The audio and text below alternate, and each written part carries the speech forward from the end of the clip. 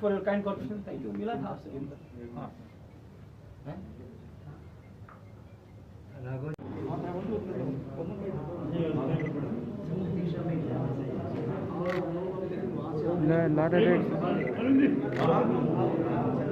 अरे तो फोटो तो बड़ा हाथ में है।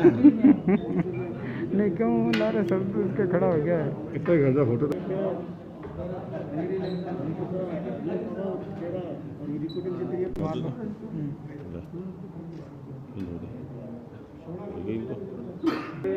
राजस्थान प्रदेश में कांग्रेस की सरकार बनी है,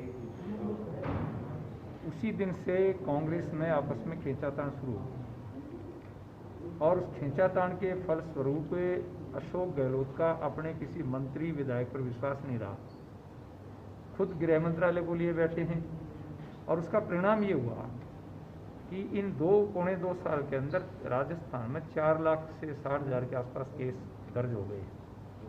दलित महिलाएं कोई सुरक्षित नहीं है, व्यापारी सुरक्षित नहीं है और 60,000 नाम दर्ज अपराधी जो हैं वो खुले में घूम रहे हैं।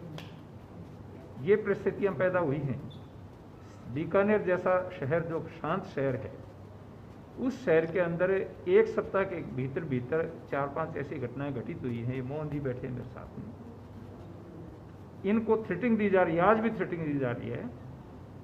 व्यापारी लोग जाकर के अधिकारियों को कहते हैं, एसपी को घर से निकलने की फुर्सत नहीं है, वो यहाँ पर आराम करने के लिए आया हुआ है, प्रशासन को किसी प्रकार की चिंता नहीं। उसका एक कारण है, जब तक ठीक मॉनिटरिंग नहीं होती है तब तक प्रशासन चेतता नहीं है।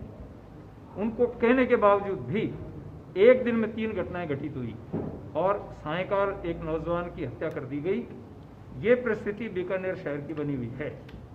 यहाँ मैं आपसे निवेदन करना चाहता हूं कि एक कांग्रेस पार्टी का एक ऐसा नेता जो मुख्यमंत्री का दावेदार था, प्रदेश का अध्यक्ष रहा है, विपक्ष का नेता रहा है, उस व्यक्ति के घर में अपराधी घुस जाते हैं, तो ऐसी परिस्थिति पैदा हो गई है। तो इन स्थितियों को देख करके हम तो चुनाव में लगे हुए थे, लेकिन हमारे माननीय अध्यक्ष सतीश पूनिया जी ने जब ये देखा कि बीकानेर के अंदर जो घटनाएं घटित हो रही हैं, हमारी पार्टी का कर्तव्य बनता है। यद्यपि हमारा यहाँ का स्थानीय जितने भी हमारे जिलाध्यक्ष हैं, महामंत्री हैं, यहाँ के विधायक हैं और लोग हैं, वो दिन भर डटे रहे हैं और हर पीड़ित के साथ में वो खड़े रहे हैं, लेकिन उनको लगा कि हमें पूरी जानकारी मिले, इसलिए हमें यहाँ से लोगों को भेजना चाहिए।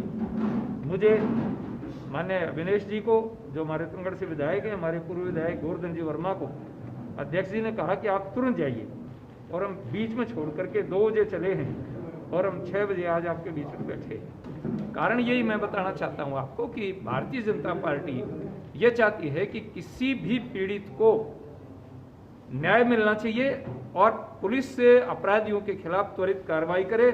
लेकिन आज परिस्थितियां ये हैं कि आज तक वो इतने दिन हो गए उजागर नहीं कर पाए हैं कि कौन लोग इसमें दोषी हैं। ये परिस्थितियां आज 5-6 दिन हो गए हैं और 5-6 घटनाएं घटित हो गई हैं। तो मैं समझता हूं कि राजस्थान की हालात बहुत खराब हैं, न महिलाएं सुरक्षित हैं, न व्यापारी सुरक्षित है, न दलित सुरक्षित है, न आम आदमी सुरक्षित है, और अशोक गहलोत को अपनी कुर्सी बचाने की सिवाय कोई चिंता है नहीं।